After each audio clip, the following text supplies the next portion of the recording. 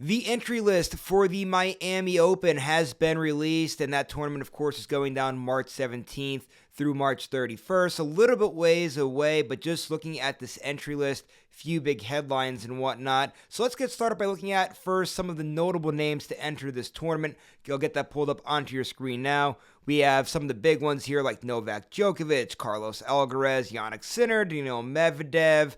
Then you also have the likes of a couple other big fan favorites in there, like an Andy Murray, Stan Wawrinka, a few other big players in there like Stefanos Tsitsipas and FRitz, Casper Rudd.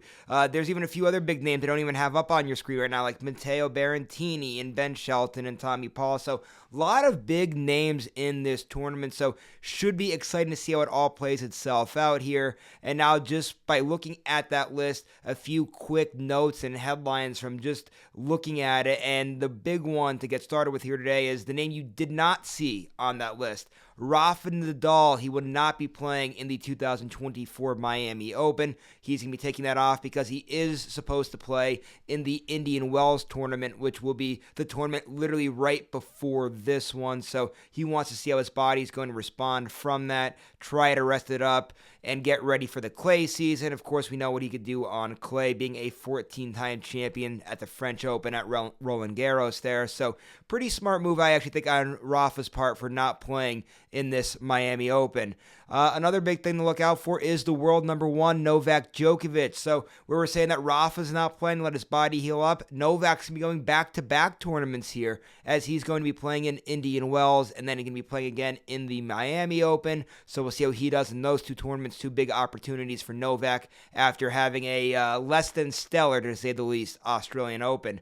Then how about Jannik Sinner? The guy's been on a roll here in 2024. Also, in the late part of 2023, he played great tennis. So he's been playing unbelievable as of late. So we'll see if he can continue those strong showings he's been putting on as of late with this Miami Open. And then there's a guy like Carlos Alcaraz, who I feel like many people might be sleeping on. I know he hasn't been off to the hottest start here in 2024, but we obviously know what he could do on the tennis courts, and he's obviously one of the best players in the world, ranked number 2 right now. Somebody who I think is one of the favorites for the clay season to win that French Open.